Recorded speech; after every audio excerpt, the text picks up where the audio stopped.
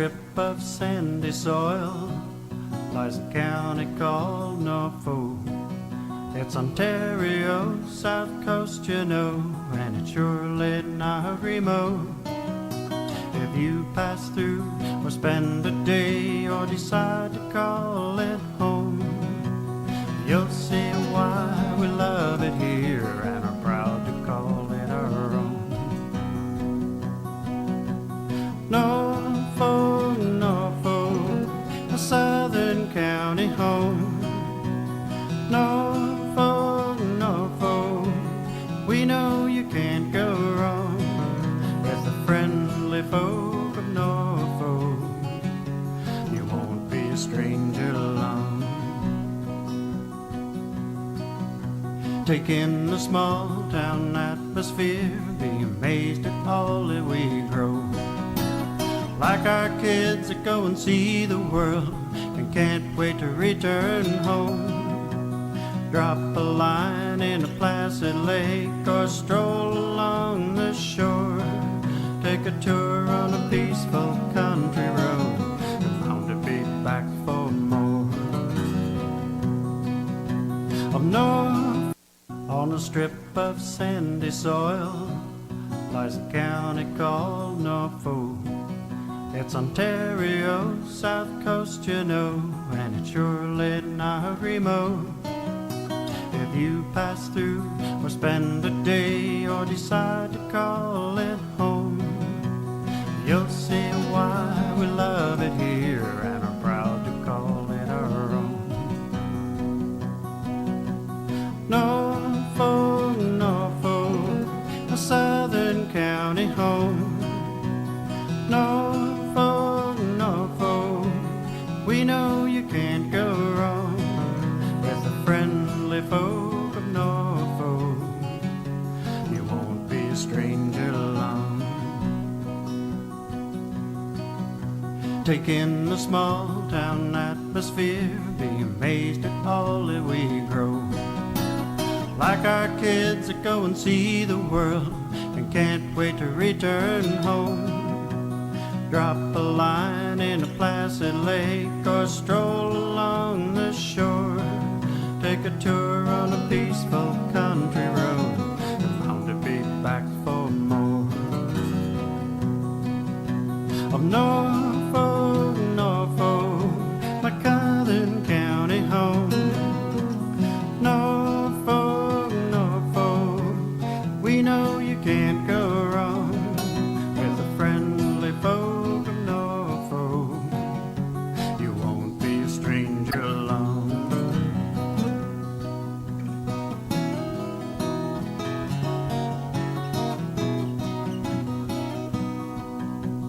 With hard work we built a dream that only willing hands could do.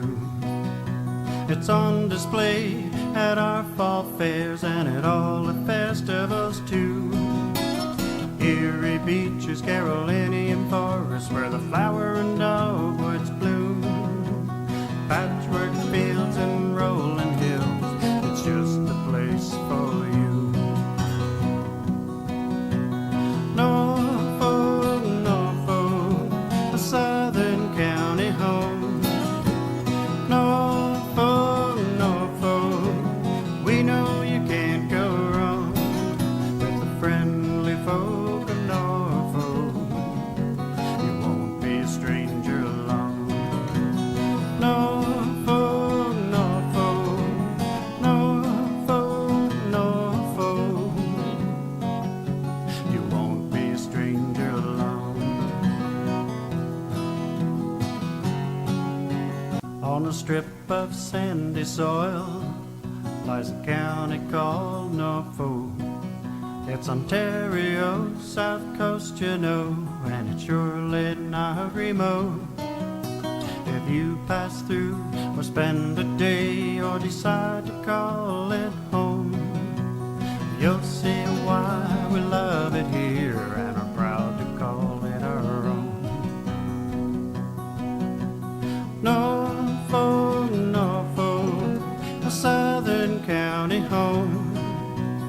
Norfolk, Norfolk, we know you can't go wrong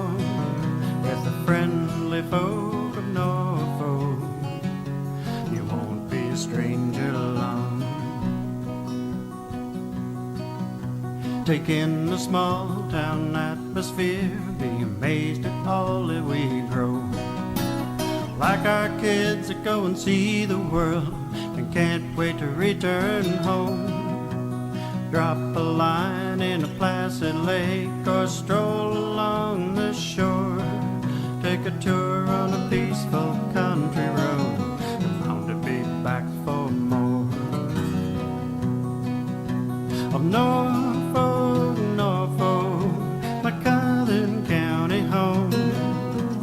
Norfolk, Norfolk, we know you can't go wrong with the friendly folk of Norfolk. You won't be a stranger long.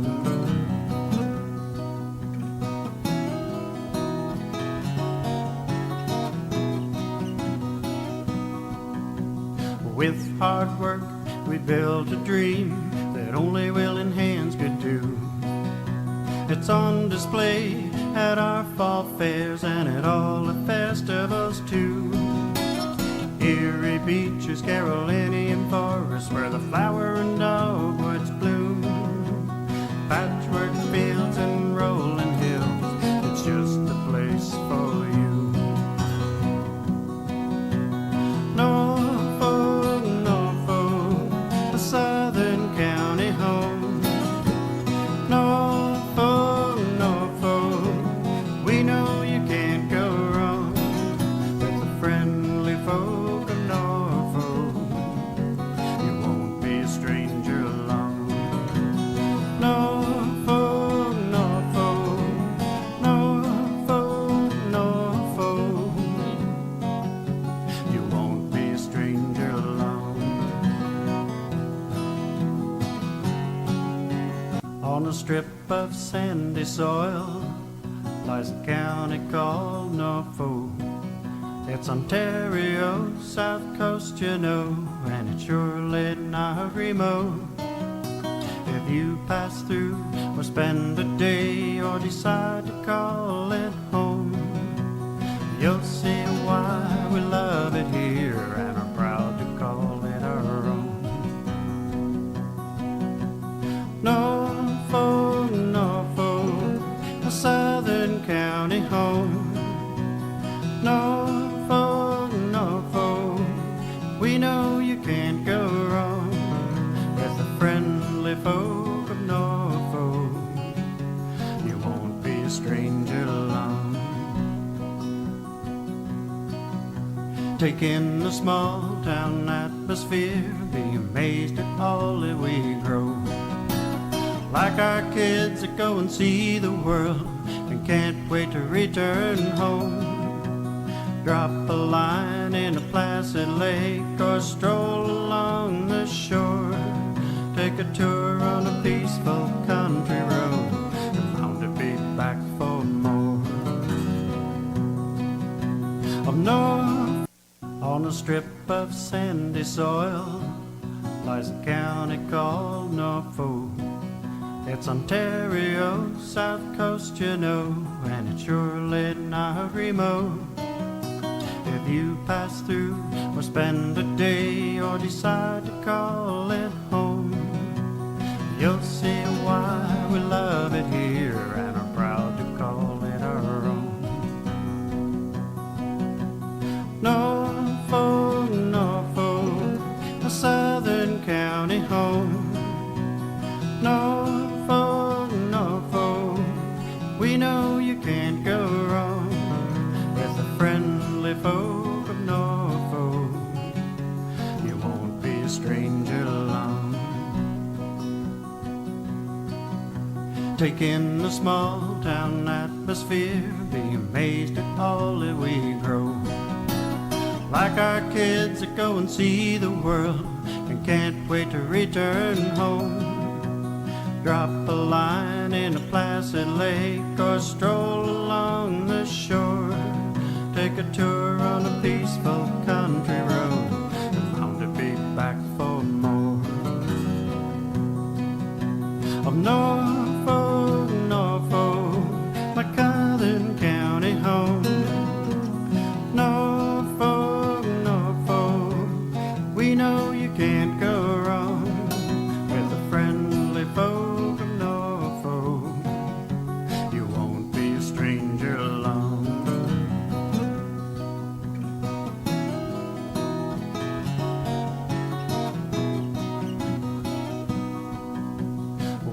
hard work we built a dream that only willing hands could do. It's on display at our fall fairs and at all the festivals too. Erie beaches, Carolinian forests, where the flower and dogwoods bloom. Patchwork fields and rolling hills, it's just the place for you. Norfolk, Norfolk, a southern county home. Norfolk, Norfolk, we know you can't go wrong with the friendly folk of Norfolk. You won't be a stranger along.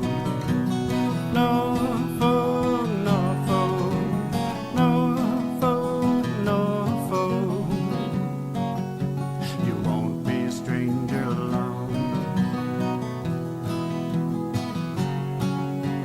On a strip of sandy soil lies a county called Norfolk. It's Ontario's south coast, you know, and it's surely not remote.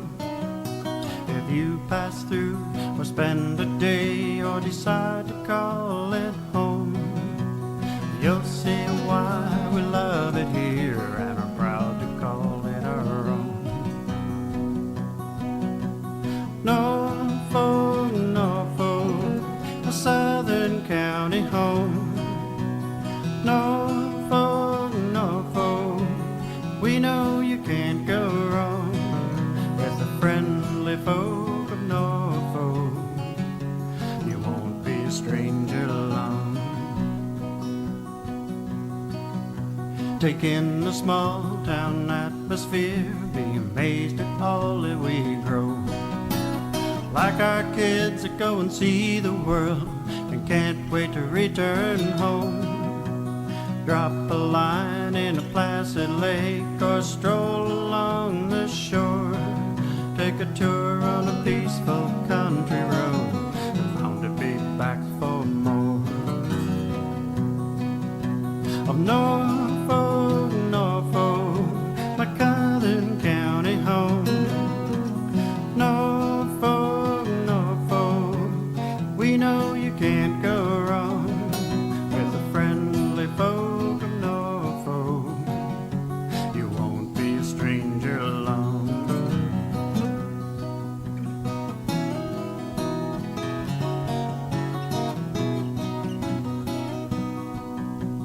With hard work we built a dream that only willing hands could do. It's on display at our fall fairs and at all the festivals too. Erie beaches, Carolinian forests, where the flower and dogwoods bloom. Patchwork fields and rolling hills, it's just the place for you. Norfolk, Norfolk, a southern county home. Norfolk, Norfolk, we know you can't go wrong with the friendly folk of Norfolk. You won't be a stranger along. Norfolk, Norfolk, Norfolk, Norfolk, you won't be a stranger along. On a strip of sandy soil lies a county called Norfolk. It's Ontario's south coast, you know, and it's surely not remote. If you pass through or spend a day or decide to call it home, you'll see why we love it here and are proud to call it our own. Norfolk, Norfolk, a southern county home. Norfolk, Norfolk, we know you can't go wrong with the friendly folk of Norfolk. You won't be a stranger along. Take in the small town atmosphere, be amazed at all that we grow. like our kids that go and see the world and can't wait to return home. Drop a line in a placid lake or stroll along the shore. Take a tour on a peaceful country road, bound to be back for more.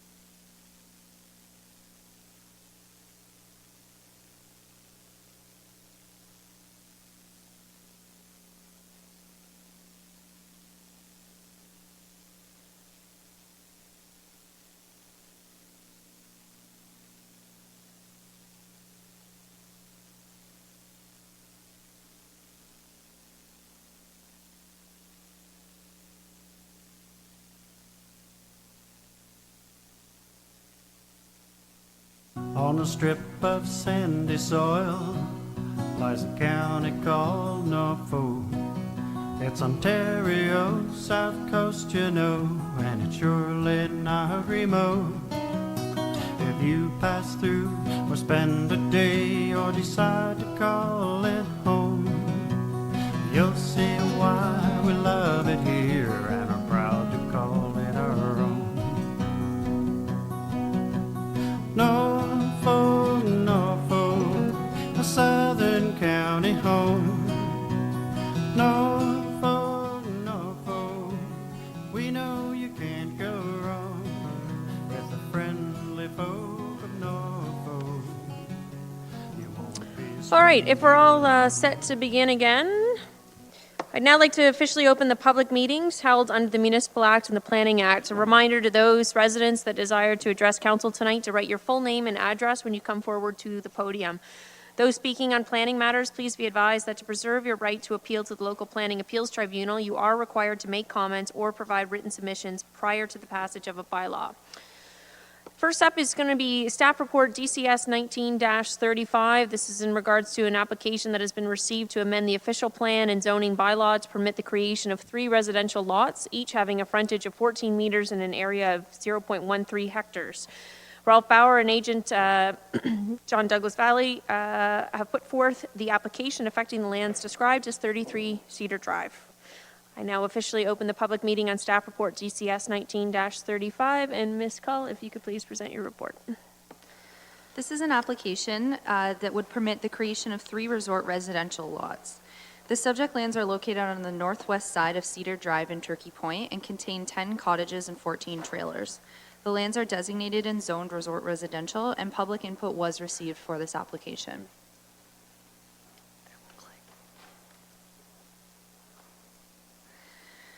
The provincial policy statement does not permit new lot creation in an area that would be rendered inaccessible during times of flooding. Safe access to the lands has not been established at this time. Planning staff recognize that the existing density is greater than what is proposed.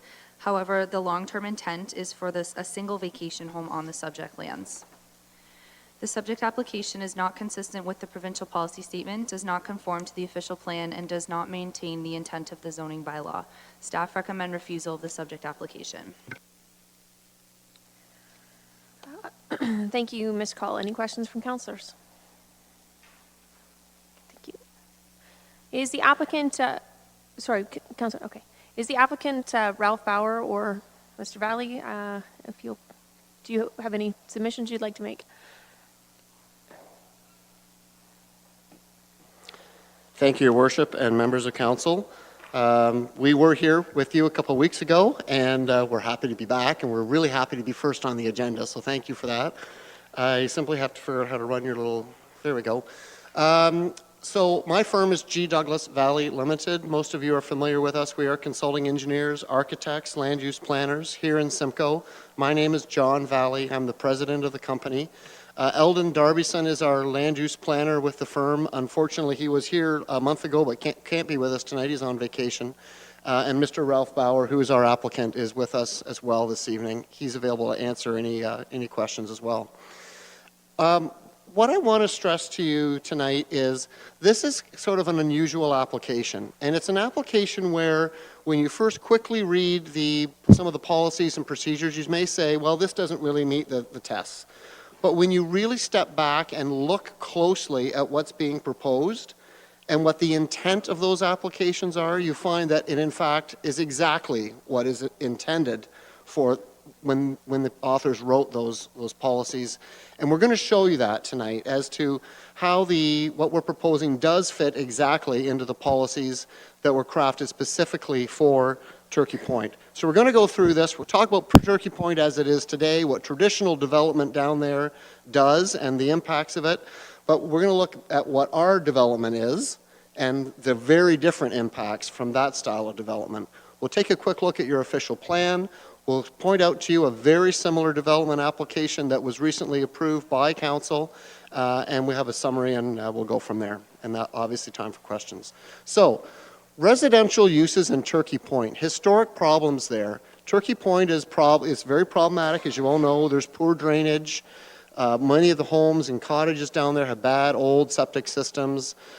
In certain areas like this one, there's a relatively high density of people, so many people per hectare or per acre, that can overload those systems. There's very low building standards. They're old 1940s, 20s cottages that simply don't meet any form of building code or anything. They're floodplain or flood prone in that floor levels are commonly well below the Conservation Authority level for a habitation. Access, as your planner has pointed out, can be an issue in emergency events. And this has been going on for decades and decades, and there just doesn't seem to be any real solution to this problem. So how does Norfolk County solve the problem? Well, this is on the bottom of your screen. This is actually a picture of the site that we're talking about, and this is very classic of the problem that we're describing. So there is no solution in sight. There's an unwritten policy that we should avoid any lot creation, and that is somehow the solution to going through the process here. Planning does not generally support any form of development in Turkey Point, and that is what we're faced with again here. There's the hope that if we go status quo, we just leave it the way it is, we won't make it any worse. But what we're trying to do is come with something that will actually make it better. So the current approach is simply do nothing. So traditional development, you heard the planner talk about development. Development is not permitted. So what is development? Development is defined in your planning documents. It means lot creation. So if you have, as in our case, we have a 1 acre parcel of land and we want to make that into 3 lots. So we are creating lots. So we are doing lot creation. Change in land use. So if we had a house and we wanted to change it to a hotel, that would be development. If we had to get a planning approval, such as this, to build a building, that is, again, development. So those are the tests for development. Lot creation, change in land use, construct a building that needs planning approval. Those are the tests in your documents. So what does that normally mean? Well, normally it means that you're here doing like a plan of subdivision, or you're doing severances, and you're taking 1 lot with 1 house, or maybe 1 lot with no houses, and you're putting a whole bunch of houses on it. So you're increasing the density, you're increasing the population that would live on that space. That's traditional. It increases your density, so you've got more people per hectare, traditionally with development, and increases any demand you might have on sewage and water and all roads and all those things. It aggravates any problems that you may have. Why? Because you have more people living in a smaller area. And most importantly, that traditional development increases the risk. And risk is a key word that we're going to talk. I'm going to talk about risk all night tonight, and at the end I'm going to show you how your policies specifically address risk. So risk is the key thing. Our proposal is very different. Our site is 1 lot. It's 1 acre in size. And today there are 24 dwelling units on that one site.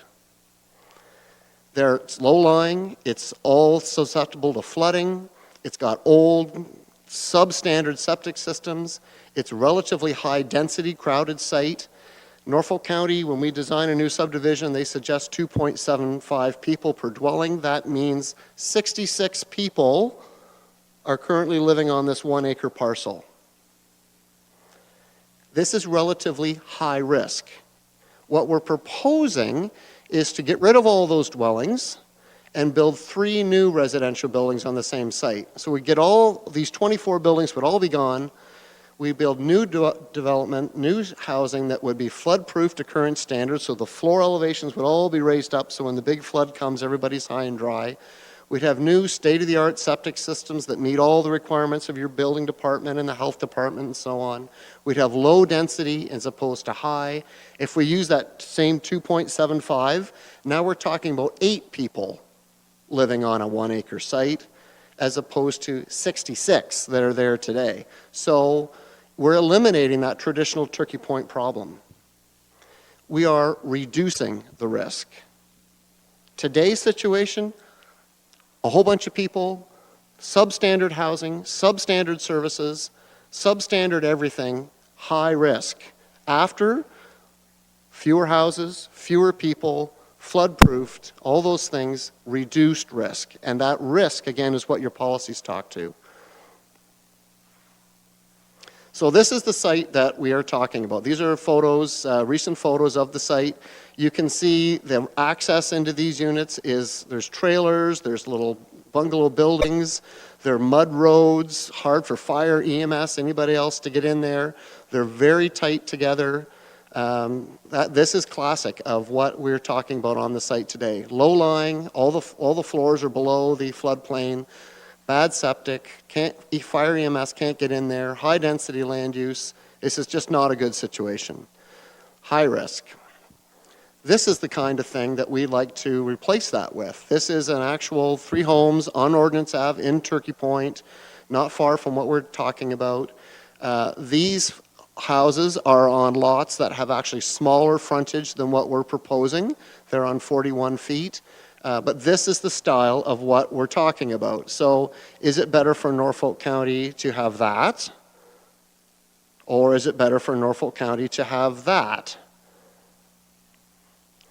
This is elevated. This is flood-proof. This is current septic, current water. It's accessible. It's low risk. Again, that word risk is important. So flooding, let's talk about flooding. LPRCA has set some flood elevations for new construction. Today, all 24 units, I'm quite confident, are under the level and they all get flooded out in the big flood.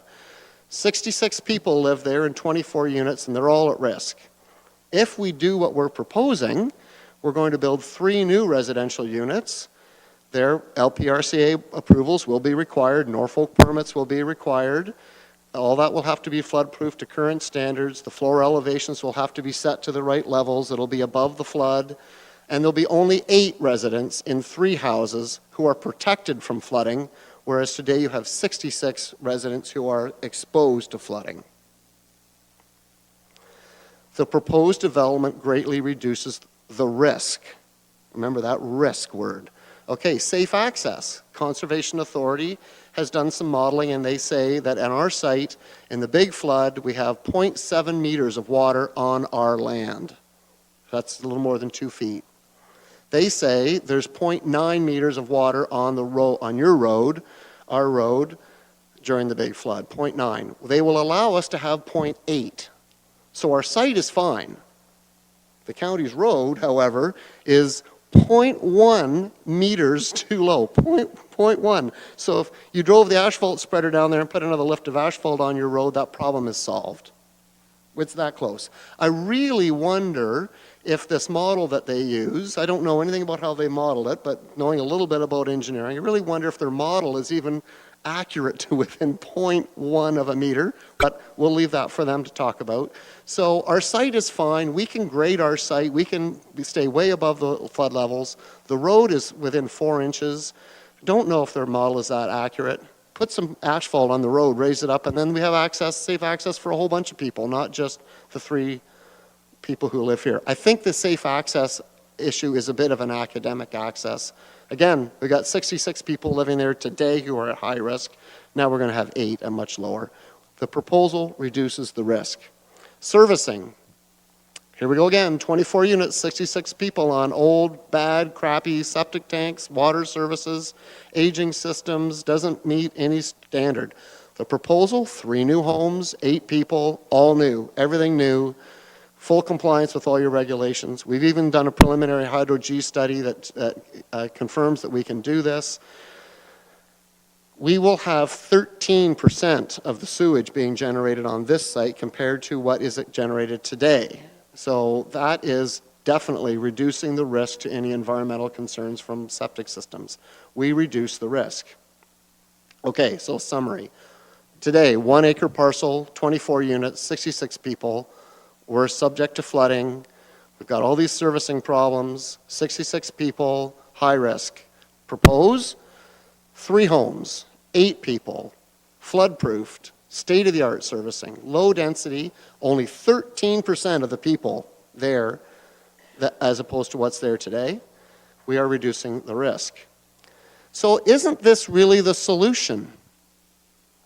We talked about at the very beginning, all the problems in Turkey Point with all the form of housing and the issues that the county has and can't figure out a way to solve these problems. Isn't this exactly what we should be encouraging in Turkey Point, is revitalization of these areas and getting rid of these high-density, poorly serviced areas? Wouldn't this, if we did more of this in Turkey Point, would this not, in fact, help to solve your problem? We should be encouraging this revitalization style to reduce risk. The Conservation Authority has provided some comments that are in the report. It's on page 3 of the planning report. I don't know how that translates into your package. They say that the Conservation Authority would support a single vacation home. So in their world, what we should do is just tear down Old 24 and just build 1 house on a 1 acre lot. It would be about 3 or 4 times the size of the neighbors' lots. They go on to say, and this is where I really struggle, the proposed site development changes, intensifies land use. I don't know how we're intensifying land use when we've got 24 dwellings there today and we're going down to 3. And significantly increases the number of dwelling units. That's what the Conservation Authority has said in their report. So I clearly think the Conservation Authority doesn't understand what we're proposing, because there's no way that we are increasing the number of dwelling units that are being proposed. The proposal is to reduce the density and reduce the number of dwelling units. I think the Conservation Authority is looking and saying, oh, they're creating lots. This is a typical situation. We can't create lots because it's going to increase the density. No, we're not doing that. We're going the other way around, and that takes a little more thinking. The Norfolk County Official Plan. Your section of your official plan says the following shall apply to land designated residential development. Resort residential.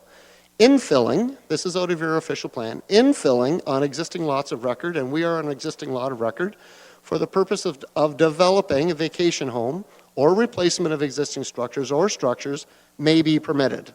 So it may be permitted. It's not it shall never be permitted, it may be. It goes on to say proposals for development, and remember what we talked about development were creation of a new lot or a change in land use or building something that needs a planning approval. So that's the definition of development. Proposals for development in this regard must recognize the hazards. Hazards are flooding, hazards are access, hazards are lack of servicing. Must recognize the hazards that exist and be constructed in such a manner that the risk to the opposite occupants is reduced. So I went on and on and on about all this stuff about the risk is reduced. The risk is reduced, and I kept saying that. And that's why, because it says it right there in your official plan, that development can proceed, but you have to reduce the risk, which is exactly what we've done. The Norfolk Official Plan has a list of tests. Development and site alteration may be permitted in hazard lands where the risk to the public safety and other effects can be absorbed, I say reduced, where the risk to the public safety and other effects can be absorbed, managed, or mitigated in accordance with the following. Flooding and erosion addressed. We did that. Existing hazards are not aggravated. We're improving them. No adverse environmental impacts. We're obviously making it way better with new septic and water systems. Safe ingress and egress. We're within 0.1 meters of the Conservation Authority's allowance. Development, all in accordance with standard procedures and policies. We're meeting all these tests. This is the test that we need to be held accountable for, and we are. Planner's comments. In the last section of the planning report on page 9, the planner says, the intended long-term use of the property after existing use has ceased, so when we're done with all these trailers and little houses, is for a single vacation dwelling. We want to put one house on a 1 acre lot. And if you look at the mapping that came with this report, you'll see that we're surrounded on all sides by lots that are 45, 50 feet wide. But then in the very next sentence, planning staff recognized that a 1 acre lot would not be in character with the surrounding development. What would be in character is lots just exactly like what's next door, 50, 40-foot lots. And if you look at the mapping that came with with the report, you'll see that's exactly what we're proposing. If you go back to 2017, and I realize that was a different council and a different agenda, and that's fine, but in 2017 there was a zoning application made for a parcel of land in Turkey Point. It was 1/3 of an acre, and it was proposed to be divided into 3 parcels. Sound familiar? That site was about 1/3 of what our site is in area. It created 6 dwellings on 3 lots. The Conservation Authority had the same concern, but there they said the flood is going to be 1.3 meters over the road. We're at 0.9. So they are, when I talked about it's only 0.1 meters, well, they're 0.4 meters above what the Conservation Authority wanted to see.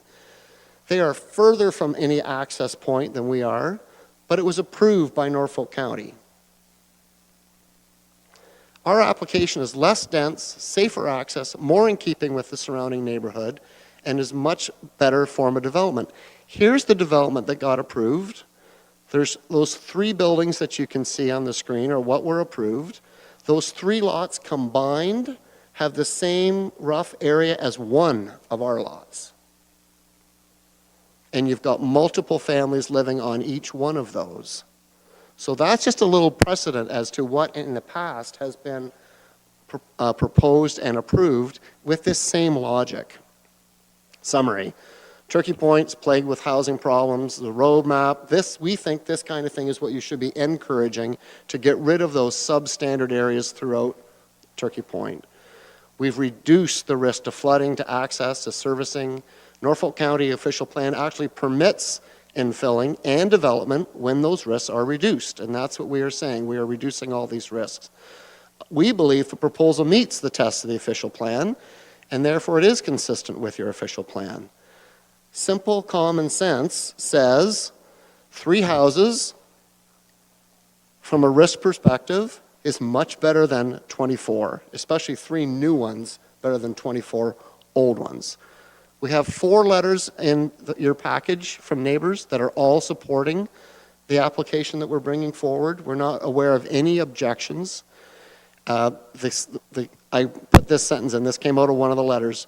I can't think of a single negative aspect of this application. That's right out of one of the letters that came to you in your package. So we believe it should be approved. What are we asking for? An official plan amendment that will allow us to create the lots and will allow a reduction in the frontage to 14 meters and the area. That's the first ask. The second ask is the amendment to the zoning bylaw, again reducing frontage from 15 to 14 and reducing the minimum lot size to 1/3 of an acre. Thank you. I'm here for any questions, and Mr. Bauer is as well. Thank you, Mr. Valley. Question from councilors. Councilor Columbus? Thank you, Madam Mayor. Mr. Valley, if this were approved, how soon would development take place on these lands? If this is approved, the applicant would still need to go through an application to sever the lots, which would take a while. There need to be reference plans prepared, grading plans prepared, all subject. So you're probably talking next summer.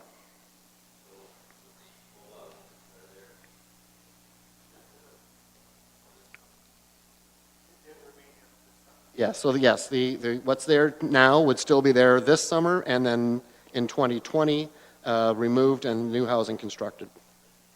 Thank you, sir. Councilor Rabbits? Thank you, Mayor Chop, and through the mayor to our deputation. Thank you for that detailed and articulate report. We have a lot of information before us to consider today.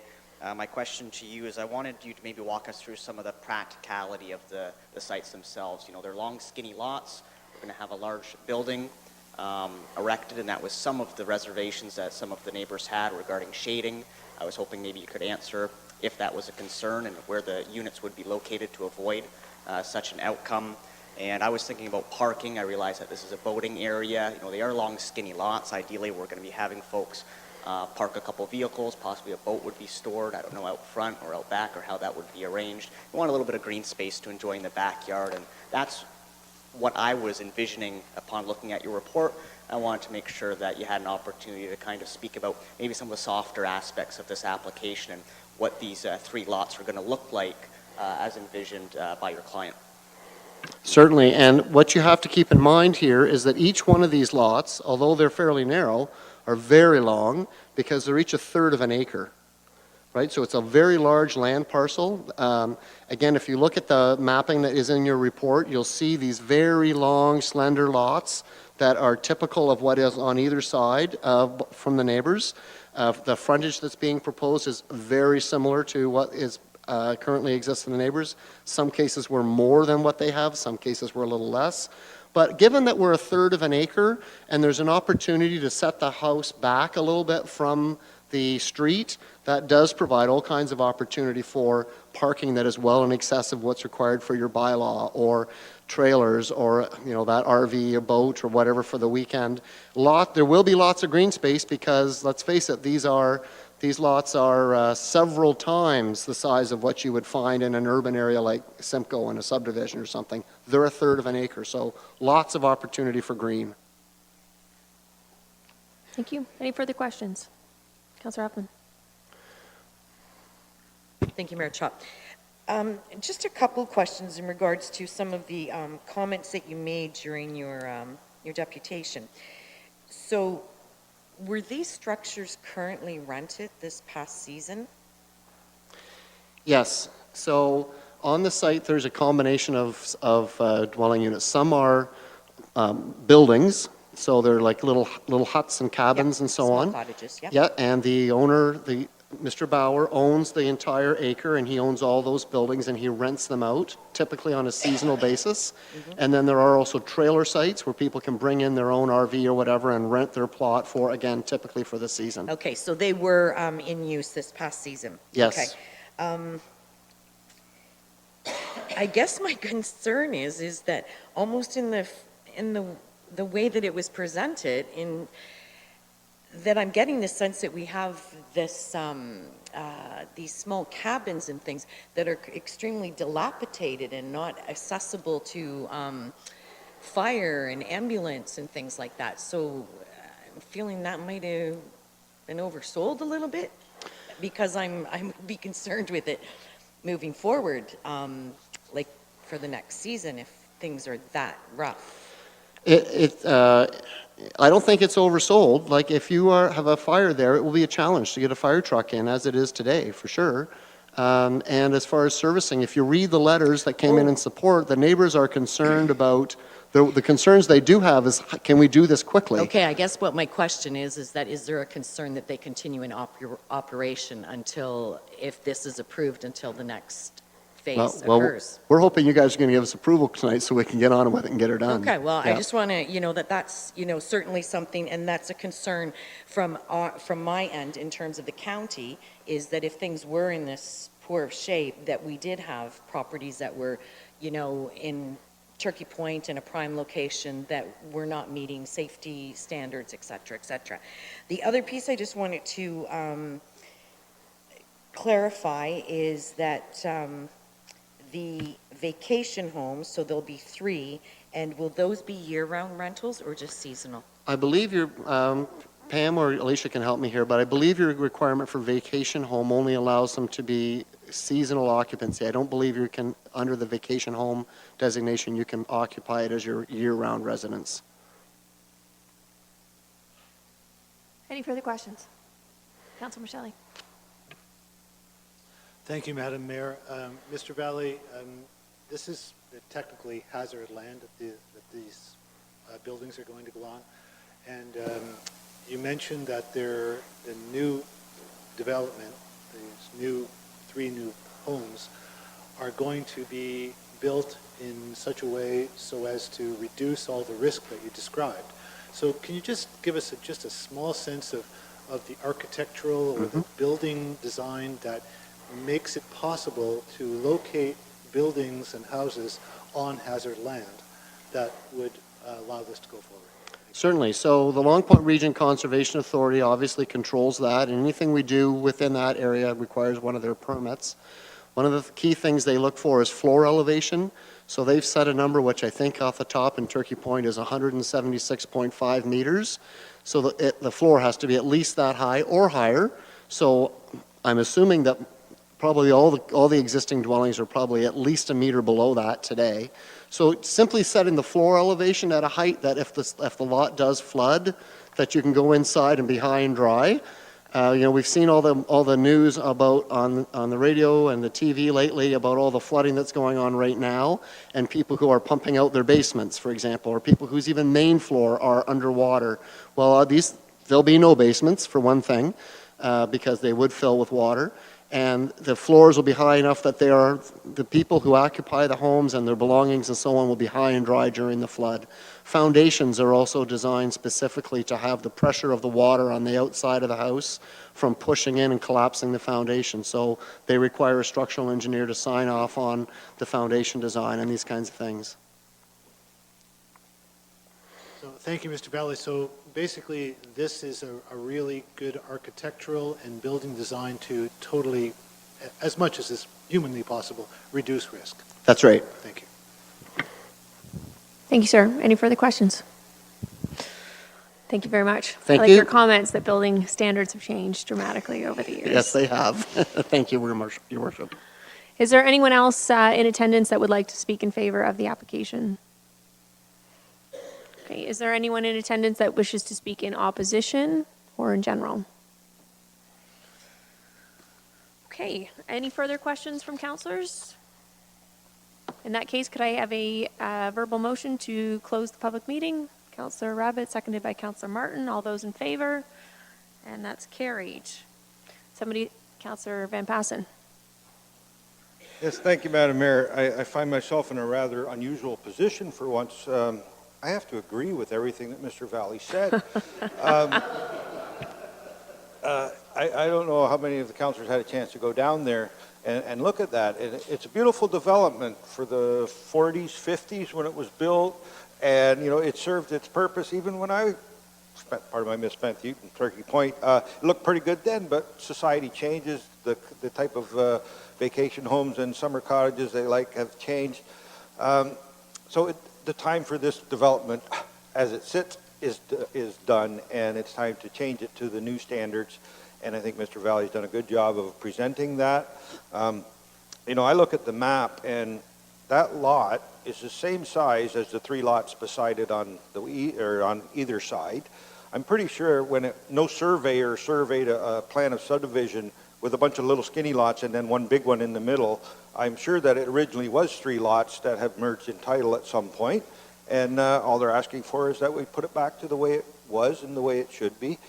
And, you know, all the concerns over the safety of, you know, if a fire truck has to drive through there when there's a foot of water on the road, well, there's 12 more houses down the end of that road they have to drive through now. So, and again, Mr. Valley has done a good job of stealing all my sort of great logic that they are reducing the draw on municipal services there by redeveloping this property. So even though I have to disagree again with staff this time, at least I get to disagree with somebody, I would move that this application be approved. Thank you. Could I have a seconder? Councillor Michelli. Any further discussion? All those in favor? Carried unanimously. Okay, next up is staff report DCS 19-37. An application has been received to permit the establishment of a second dwelling on the subject lands. Robert Lee and agent Patricia Dowell have put forth the application affecting the lands described as 2670 Highway 24. I'll now open the public meeting on staff report DCS 19-37. And Ms. Cull, if you could please present your report whenever you're ready.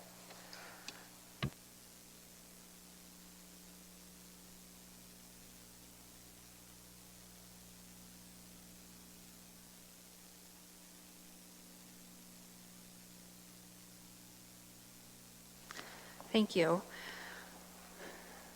This is an application to permit a second dwelling on the subject lands. The lands are 172.8 acres in size and front onto Highway 24 in the geographic township of Townsend.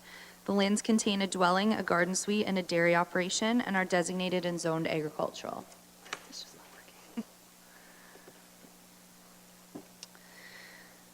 The proposed conversion of a garden suite to a second dwelling will support an existing dairy operation which requires attention every day, multiple times. The application is consistent with the provincial policy statement, conforms to the official plan, and represents good planning. Staff support this application and recommend that it be approved. Thank you, Ms. Cull. Any questions from councillors? Is the applicant Robert Lee or Patricia Dowell in attendance?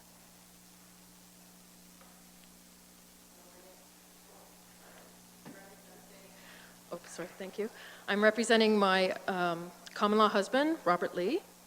He is third-generation dairy farmer on this farm, and his youngest child, Chad, is looking to take over the farm and work the farm from this point forward. Right now, the two of them are trying to work together. The garden suite was originally for my husband's mother until she passed a year and a half ago. At that point, Chad moved back to the farm to help out. Robert himself is 67 years old now, and all of us, we're slowing down a little, so it's really nice to have the additional help there. Anyone who doesn't know a dairy operation, it is 24 hours a day, 7 days a week, 365 days a year. It is a lot of work even to plan a weekend vacation to get away. So having someone there to help with chores, to help when a cow goes down, has milk fever, has to be given antibiotics or other medications throughout the night, it's very helpful to have the assistance there. So those are the reasons we're putting forth that we need this additional residence on the farm, and we look for your support. Thank you, Ms. Toole. Any questions from councilors? Thank you for coming. Thank you. Are there any other members of the public that wish to speak in favor of the application? Are there any members of the public that wish to speak in opposition or in general to the application? Is there anything further from council? Okay, can I have a verbal motion to close the public meeting? Councilor Martin, seconded by Councilor Taylor. All those in favor? That's carried. Would somebody like to move the staff recommendation or propose an alternative? Councilor Martin, seconded by Councilor Clemens. Any further discussion? All those in favor? That's carried. Thank you. Next one is staff report DCS 19-40. An application has been received to rezone the subject lands from rural commercial 14.2 to agricultural. The application is requesting a downzoning of the subject lands. Ron Custom Spray Service and Agent MC Engineering has put forth the application affecting the lands described as Part Lot 13, Concession H, Charlottesville in Norfolk County. I'll now open the public meeting on staff report DCS 19-40. And Mr. Vaughn, I guess then that's you going to be presenting the report. Great, thanks very much. So as the mayor stated, this is a fairly simple application. It is a downzoning. The lands are currently designated agricultural in the Norfolk County official plan, and therefore the downzoning application will simply bring the zoning into conformity with the official plan and remove the possibility of industrial uses, which are no longer proposed on the subject lands. Just a quick correction to the report. This is not an official plan amendment. It's just a zoning bylaw amendment. Staff have reviewed the policies and we're in conclusion that it is consistent with the PPS and in conformity with our official plan, and therefore recommend approval. Thank you, Mr. Vaughn. Any questions for Mr. Vaughn? Okay, is the applicant or agent from MC Engineering in attendance? I don't think so. Just go through the routine here. Is anyone in attendance that wishes to speak in favor of the application? Is there any member of the public that wishes to speak in opposition or in general? Any further questions from councilors? Can I have a verbal motion to close the public meeting? Councilor Rabbits and seconded by Councilor Geisens. All those in favor? It's carried. And would somebody like to move the staff recommendation or propose an alternative? Councilor Van Passen, seconded by Councilor Taylor. Any further discussion? All those in favor? Carried. Now, is there just a motion on the bylaws here?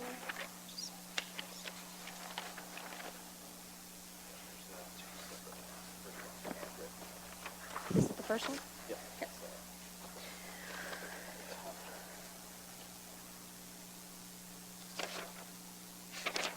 Okay, nothing under staff report discussion items. Moving on to bylaws. I have a motion that bylaw 15Z 2019 be approved, signed by the mayor and clerk, and affixed with the corporate seal. I have a mover and a seconder. Councilor Geisens, seconded by Councilor Taylor. Any discussion? All those in favor? Carried. I've lost the other one. Okay, next. Motion moved this time by Councilor Michelle and seconded by Councilor Taylor that bylaws 2019-31, bylaws 2019-32, bylaws 2019-34, bylaws 12Z 2019, 17Z 2019, and 19Z 2019 to bylaw 25Z 2019 inclusively be approved, signed by the mayor and clerk, and affixed with the corporate seal. Any, Councilor Michelle? Thank you, Madam Mayor. I'm sorry, you went a bit fast for me there. I just want to, we have discussion about one of these? Sure. Okay. Bylaw 2019-32. It's 13B. Okay. Any others? Well, I have a question about it. Could we finish with this Of one and then we'll course, come sorry. back? So Thank I'll you. strike that one from this.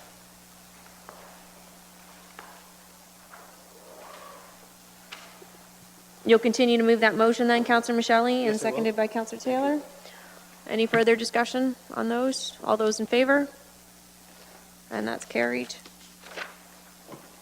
Okay, and then Councilor Michelle, go ahead with bylaw 2019-32B. Thank you, Madam Mayor.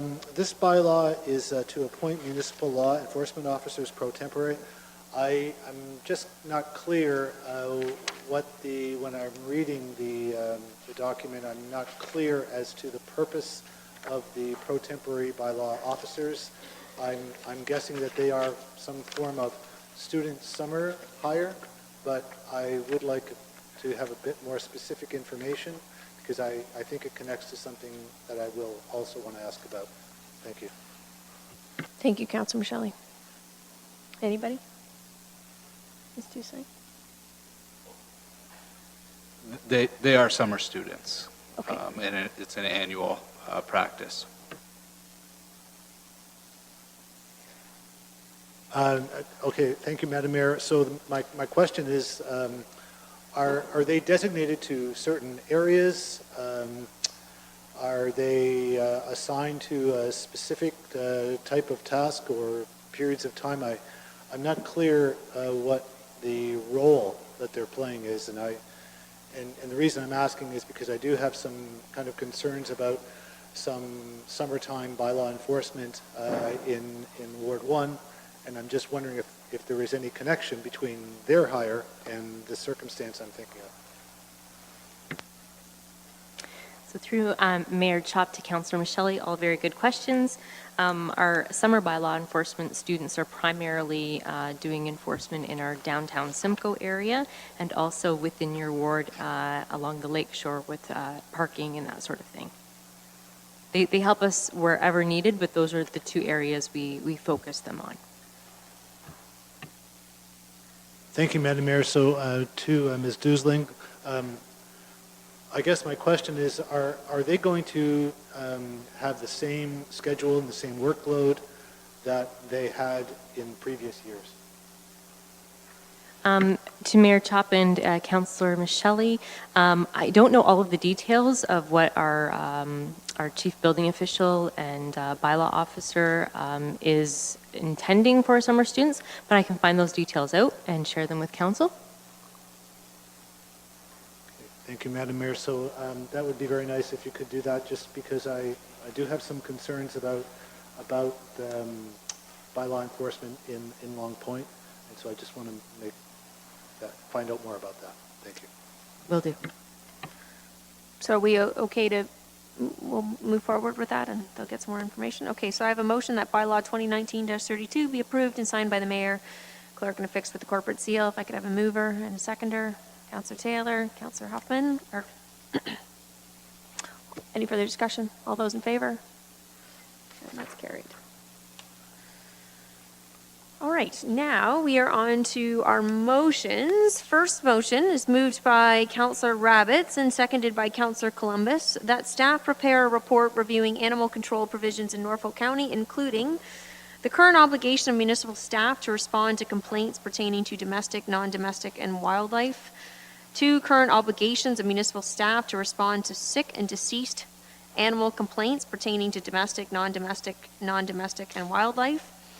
And 3, options for improving service delivery and associated costs, including the contracting out of animal control services, opportunities for intermunicipal partnerships with neighboring municipalities to deliver this expanded service, in our options for delivering this expanded service and associated impacts on staffing at Norfolk County, and that animal control care and control bylaw 2014-46 be amended to include the above provisions, and further that the report and amended bylaw be presented to council by the end of 2019. Is there any discussion on this motion? Councillor Van Passen. Yes, thank you, Madam Mayor. I might have to respectfully disagree with my fellow councillor. I think the intentions are great, but I think this probably comes out in part because of the current void left by the province of Ontario with regard to OSPCA, and to get a report back on from municipal staff about our obligations for domestic and non-domestic wildlife. I don't mind that part, but I'd hate to start providing solutions to the province of Ontario to their current problem, because if we take over any of their obligations, they will let us and we'll be on the hook for it. So the Queen's livestock is the responsibility of the Crown. So any wildlife out there, that is the provincial responsibility. It's not a municipal responsibility. I don't want to start making it a provincial or a municipal responsibility because it will be ours forever. You know, I'd rather send,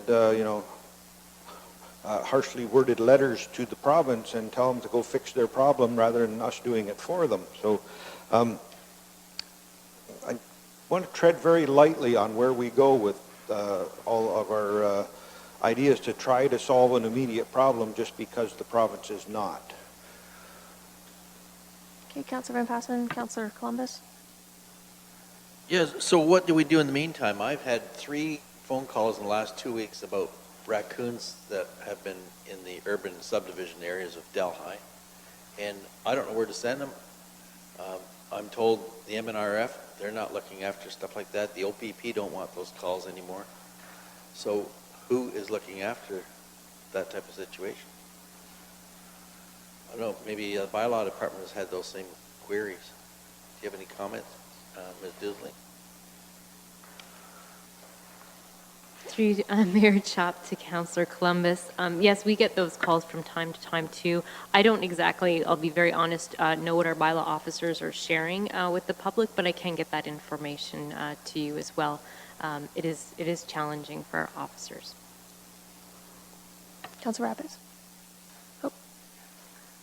Thank you, Mayor Chop, and through you to Councillor Van Passen and the rest of our colleagues here this evening. I do have the best of intentions regarding this request or this motion. Again, we are asking ultimately for a staff report, so this is information seeking. We're going to have an opportunity to discuss this concern in some more detail. Perhaps we will decide to issue another sternly worded letter. We've already done so. The first motion that we are discussing, I don't want to discuss both motions at once, is pertaining to animal control in Norfolk County, and I felt that this particular report not necessarily is in reaction to our deputation and the closing of the USPCA and their services at the provincial level, but more pertaining to animal control in general, our bylaws in Norfolk County.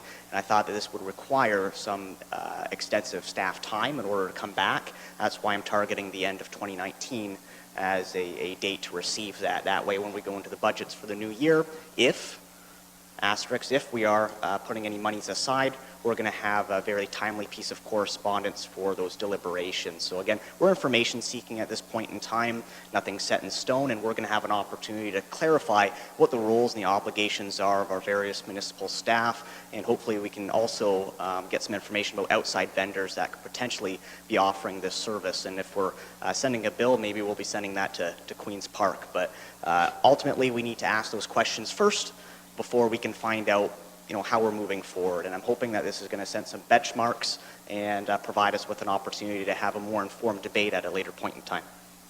Thank you. Just one quick question, and then I'll go to you, Councillor Huffman. The OSPCA didn't deal with wildlife anyway, did they? No. So that is a problem that we have, regardless of what happens with the OSPCA situation. Councillor Huffman? Thank you, Mayor Chop. Just in regards to that, yes, these are 2 totally different items. Animal control and animal welfare are different. And I'm looking at some notes actually that I pulled, and this is prior to December 18th. So this was on our radar probably even before we were sworn in or just after, is that Norfolk County has no humane society. We have nothing. We have absolutely nothing. Haldeman County has been partnered with Welland for a number of years so that they do have something in place. So we don't have anything like that. So it is definitely something that Norfolk County needs. We're a rural area. We're not talking about the farm animals and the welfare aspect of it that the OSPCA has pulled. We're looking at animal control. And I'm sorry, but I'm going to go right out there. I do not understand why people call about raccoons. I don't get what, if you can elaborate as to what the calls are that you get. I don't understand it. I'll vouch. I've seen some, actually. People are calling, and I think other councillors are perhaps getting the calls too, because the raccoons are acting strangely. they're afraid that they may be rabid or distemperament, and they want to know who to call. I think it ends up being where the homeowner has to pay to have this service, to have a person come with a trap that operates a private business to move that raccoon off the property. I think that's the only solution right now. But they want service from the municipality. I know at one time the OPP used to come out and look after things like that, but they are getting way too many calls, and they should be doing something more important. Growing up on a farm in Binbrook, I remember we used to always, there was somebody local that went in and did that. There was a service that was contracted. Okay, any further discussion? Councillor Van Passen? Thank you, Madam Mayor. Yeah, further to that, there is, the last few years, an outbreak of distemper in the raccoons, that skunks, raccoons, those kind of things can get transferred possibly to domestics.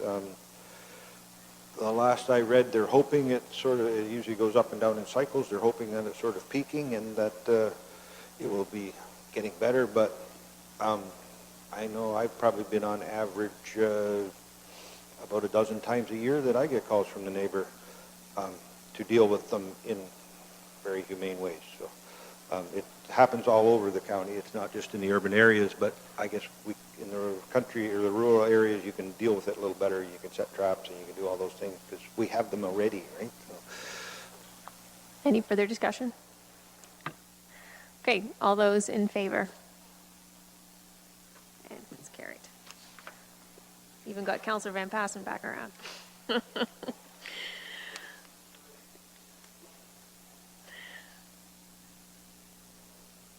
Next up is another motion moved by Councillor Rabbit, seconded by Councillor Michelli, that Norfolk County staff, in consultation with the Police Services Board, prepare a report reviewing animal cruelty prevention and response in Norfolk County, including the lead of animal cruelty prevention in Norfolk County, including various service delivery models such as OPP, Humane Society, Animal Shelter, SPCA affiliate, or other.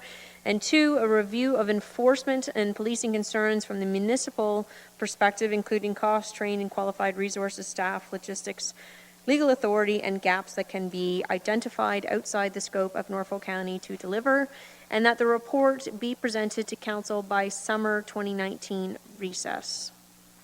Any discussions? Councillor Van Passen. Thank you, Madam Mayor. It's basically the same argument. Again, this is a subject I don't want to get stuck into until the province shows up with their solution. And if they want to download that onto municipalities with 100% funding, then we would have to accept it. But I don't want to step forward and offer them a solution on our taxpayers' bill when it's a provincial responsibility. One of the good lessons from animal control is when you see the hornet's nest, don't go hit it with a stick. Just leave it alone and walk past it. So if we want to do anything on animal control, that would be my suggestion. Any further discussion? I think this one probably does apply more generally to the situation with the OSPCA. Councillor Rabbits, anything further to say on this one? Thank you, Mayor Chop. It's my motion. I should speak to it. I feel that this one is more in reaction to the folding of the OSPCA, and I would rather be proactive than waiting for a cost to be downloaded to us. I'd rather articulate by engaging with the various stakeholders what's outside of our prerogative to provide. I do want to engage with OPP. I've been speaking with some membership of the Police Services Board that they do feel, and I don't want to speak on their behalf. That's why we're engaging with them, and I'd like it in writing. They feel that some of these services are outside of the provincial police to provide, and ultimately someone's going to be responsible for preventing animal cruelty in Norfolk County, and we need to find out who that person in charge, that main point of contact is. We could wait for another incident to take place. I would like to be proactive and get ahead of the gap that we're facing this summer. So that's part and parcel of having this information come back before the summer recess of 2019. We've got some dead ends that we're quickly approaching in terms of the prevention of animal cruelty in Norfolk County, and ethically speaking, from my standpoint, I would feel remiss if I did not make every effort in my power as a municipal councillor to get those answers before we hit the end of the road. Councillor Van Passen. Thank you, Madam Mayor.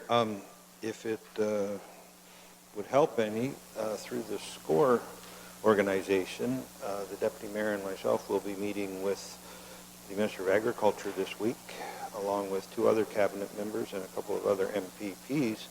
And I'm sure we could bring this situation to their attention, and maybe they can give us a little advice on the guideline or on the time frame that the province is looking at to solve this. And we could report back at the next council meeting, hopefully, if they give us any answers. Yes, sir. Through you, Mayor, to the councillor, I mean, I respect your caring and concern, but saying that Norfolk staff have to sort of lead this, I tend to agree with Councillor Van Passen. If you would consider maybe that we lobby these groups to help us versus that we have to manage the transition. Because if I look at staff, we got about 25 action items, directions that you've already given this staff. And I'm thinking about how we're preparing for Friday the 13th with the police and just some of the priorities. I'm just a little nervous that we would have to lead this. But I understand that you're trying to get proactive, but maybe somehow this council lobbies the province to work with us on a solution. Councillor Rabbits. Thank you. Through the mayor to our CAO, I respect your comments. The trouble I have is that this seems to be a hot potato that's starting to get passed around, and I would hate for our municipality to be caught holding that hot potato and get burnt by it. Obviously, someone's going to need to lead the report. That's the intention of a staff report, is hopefully you can consult with the appropriate parties. If you had maybe an amendment to add clarity to the motion, I'd be more than willing to entertain that. But again, my concern is that if we don't have this conversation, we're going to be reacting to a much worse situation than being in a leading role and explaining what those gaps are and what's outside of our scope of responsibility and our mandate to provide to our residents and our citizens in Norfolk County. So I guess I would like to pass that potato back to you, Mr. CAO, and if you had a friendly amendment maybe to add some clarity to it with respect to the workload of our municipal staff, if you think there'd be a way for them to receive some assistance from a party, and I don't know if we can necessarily mandate a group engage and provide us with this information, but if you had a suggestion that would add clarity to this motion, I'd be more than willing to entertain that idea. You've got the potato. Maybe we could have a little more discussion. Councillor Hoffman. Okay, thank you, Mayor Chop. I certainly understand where you're coming from in terms of this, that the Animal Welfare Act they've been left with nothing. My concern is that with the current amount of cuts and things coming from the provincial government, that we certainly don't look as if we're taking anything else on, and that we end up being downloaded to a service that should actually be something from the province. I'm really torn with this one because I think that there's more discussion that we could probably do informally before we go to a staff report, and that would be maybe having some more, conversation with Mike Zimmerman and with Brenda Thompson, and maybe we could informally, maybe if we're concerned about in terms of the directions, actions that we've given staff, and doing a little bit of research in terms of what other municipalities have done. I don't think the police piece is relevant because that's not going to be their mandate. I think we would have to look for other options inside county services going forward. But I think there's probably still a little bit more research that we could do before we give it to staff, actually. Those are my thoughts. Thanks. If I can just jump in, Councillor Michelle, I think in the context of Waterford as well, we can see when it comes to an animal, if it's a citizen that comes upon an animal that they believe is being subject to cruelty, it's all over the internet in about 5 seconds, and people are on it. If it's the police that stumble upon the situation, I can't see them walking away from it either. No, in the case of Waterford, did it make a difference, really? So, and we had all these things in place. Exactly. Councilor Michelli? Thank you, Madam Mayor. I think, we're getting a little bit lost in, if I can speak for Councillor Rabbits on this motion. I think we want more information, and that's what this motion is intended to do.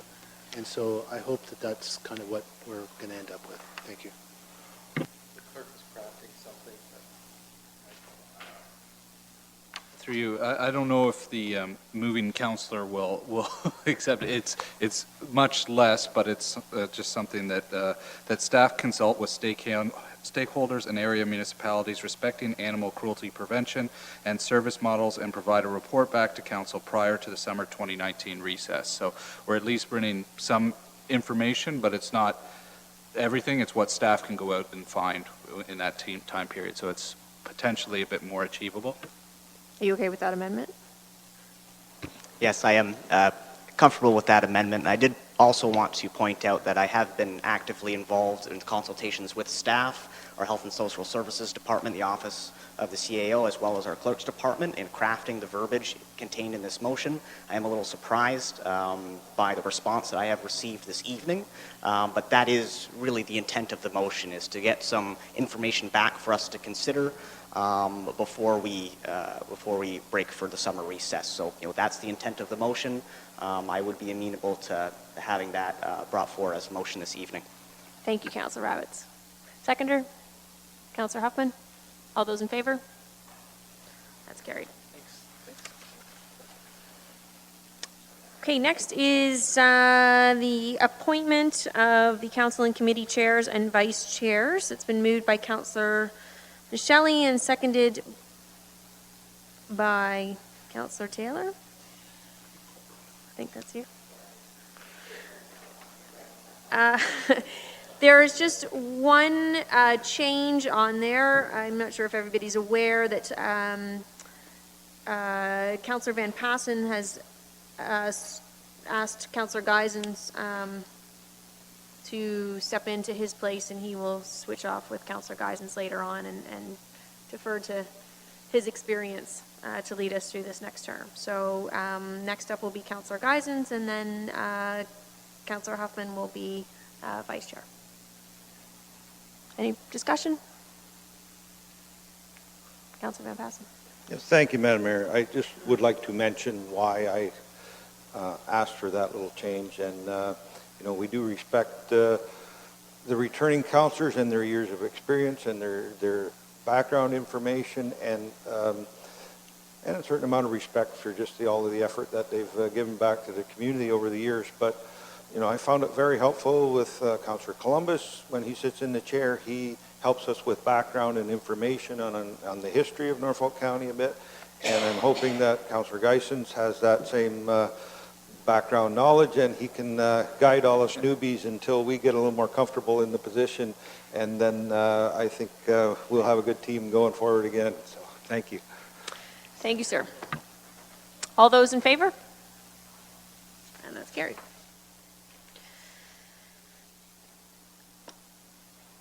I don't believe there's any notices of motion this evening. Into other business. Did we want to go through the action item list? Mr. Slang, did you have? Nothing to say? Okay. Mr. Griselle, other business? Mr. Johnson? Mr. Arlington? Nothing? No? Councillor Taylor? I knew I could count on you. I would just like to remind everyone that this weekend on Saturday, I've said it several times at this point, but is the last call at the Norfolk. It's from 1 to 4, and I highly recommend everyone attend. I do have another one, that the first hazardous waste disposal clinic is also this Saturday. It's on Saturday, April 27th from 9 a.m. to 2 p.m. You can bring numerous items not allowed in regular garbage to Facilities Building at 591 Norfolk Street South. And yeah, don't throw your hazardous waste in the garbage. Please bring it to the facility. Thank you, Councillor Taylor. Councillor Michelli. No, thank you, Madam Mayor. Councillor Huffman. Thank you, Mayor Chop. Just a reminder for individuals that if you're in Waterford this Saturday, starting at 8:30, and you have hip waders, rubber boots, a boat, a backhoe, gardening tools, we're doing a cleanup along the trail in Shadow Lake. That's usually a very successful endeavor for the town. And also just a reminder that on Sunday at Camp Trillium and the LPRCA do their joint annual they're having their fourth annual pancake breakfast and fishing derby. The cost is $8 per adult, $4 for kids 12 and under, and the derby goes from 9 till noon. And again, that's a great fundraiser for Camp Trillium. And it's very well attended and a great event, and I think the weather's supposed to be okay this weekend. Thank you. I think today, Madam Mayor. I have a couple things today. April 24th, tomorrow, the track open house meeting is happening at Lakewood Elementary. There is a fundraising initiative going on to fix the Todd Eaton Memorial Track in Port Dover in a phased approach. So if you're interested in learning more or you would like information about that, 7 p.m. April 24th, which is tomorrow at Lakewood. I was also hoping to speak very briefly to a little bit of information here just in our council package to E, which is on page 8, is an interesting resolution from the city of Brantford with regards to single-use plastic straws specifically. I found this pretty interesting. I think it's a trendy topic of discussion happening right now across Canada, but certainly here in Ontario and other municipalities.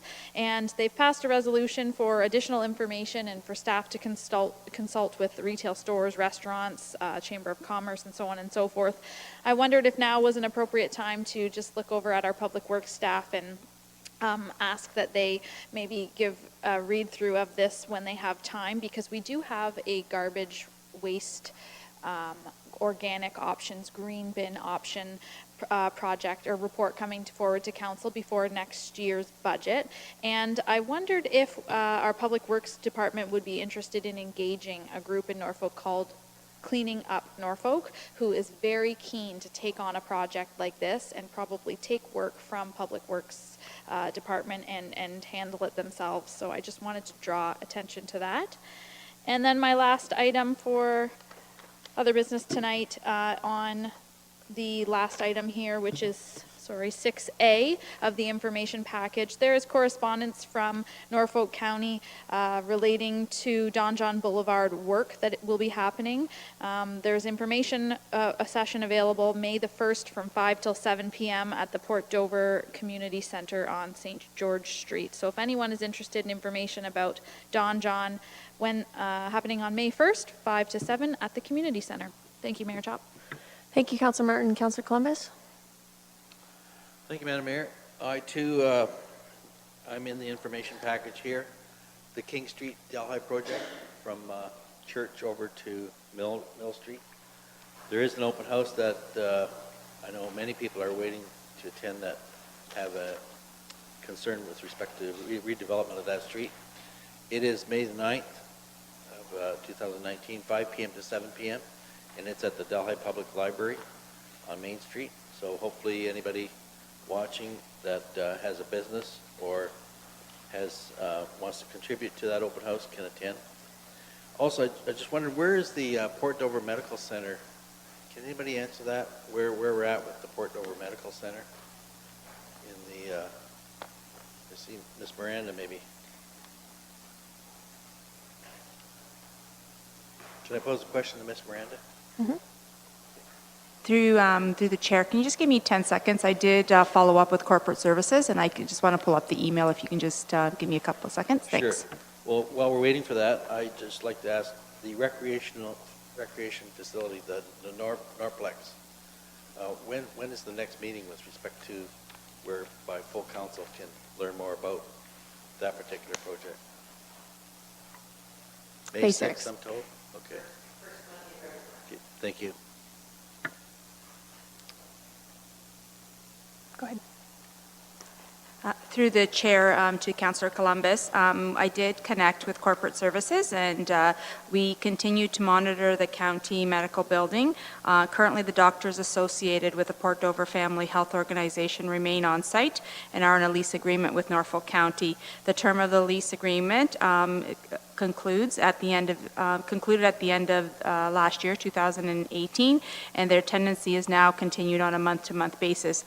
They will remain in the building until they transition over to the new Rolston's Wellness Center, which is slated to be completed at the end of this year. And we will bring a report forward as it comes closer to the date, just with all of the impacts to the county and what we want to do moving forward at that time. Thank you very much for that information. Councillor Rabbits. Thank you, Mayor Chop. I just have one. This upcoming Tuesday, April the 30th, we will not be in chamber, but there is a multi-sector job fair taking place at the Odd here in Simcoe. It's 172 South Drive here in Simcoe. Doors open at 1 p.m. And they close at 6 p.m. The event has been created in partnership with Community Careers and Employment Services and Fanshawe College here in town. We have over 52 employers that have confirmed attendance, and very pleased by the cooperation of our Norfolk County staff in providing the Odd as a place for this event to take place. It's always very exciting to be making good use of the Odd, and we're hoping that this event, and I should disclose that I'm on the committee organizing this event, that it is something that we're hoping will become an annual event. It's sort of our trial run, and we've had a really good response to date from the different employers, large and small, that are willing to take part in the event. So if you are looking for a job, again, that's this upcoming Tuesday, April the 30th at 1 p.m. Doors open at the Odd. We'd love to see you there. Thank you, Councillor Rabbits. Councillor Geisens. For myself, was just going to be actually same as Councillor Rabbits' point there about the job fair on the 29th, which is a great news story, our first job fair here in Norfolk County. If everybody, my apologies, there is a notice of motion that I inadvertently skipped over. It's been prepared in conjunction with staff, and if I could have a... Okay. Mr. Griselle is going to hand out a copy. But it's in response to the government's recent plans in regards to our public health units and ambulance services.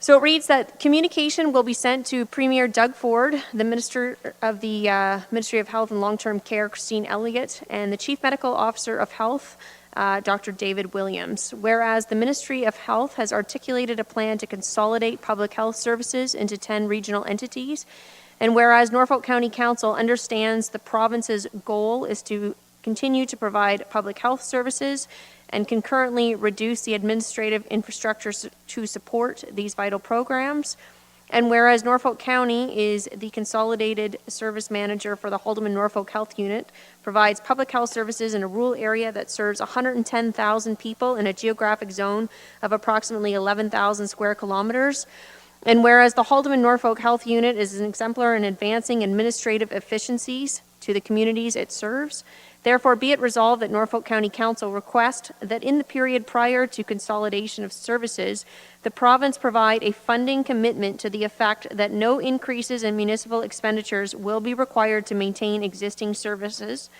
and that Norfolk County and Haldeman County be provided additional representation on the governing authority of these consolidated health units due to the unique needs of our rural communities and our large geographic size. And further, that the mayor be directed to send a letter outlining council's position to Premier Doug Ford, the Honourable Christine Elliott, Minister of Health and Long-Term Care, the Chief Medical Officer of Health of Ontario, local MPPs, and Haldeman County. Okay. Next, it looks like we are going to move into closed session.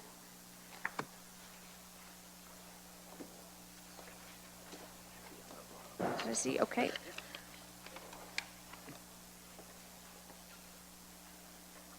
I've got a motion that's been moved by Councillor Michelli and seconded by Councillor Taylor that council move into closed session at 6:33 PM to discuss matters pursuant to sections 239C of the Municipal Act 2001 as the subject matter pertains to a proposed or pending acquisition or disposition of land by the municipality or local board, and matters pursuant to sections 239E and F of the Municipal Act as the subject matter pertains to litigation or potential litigation, including matters before administrative boards or tribunals.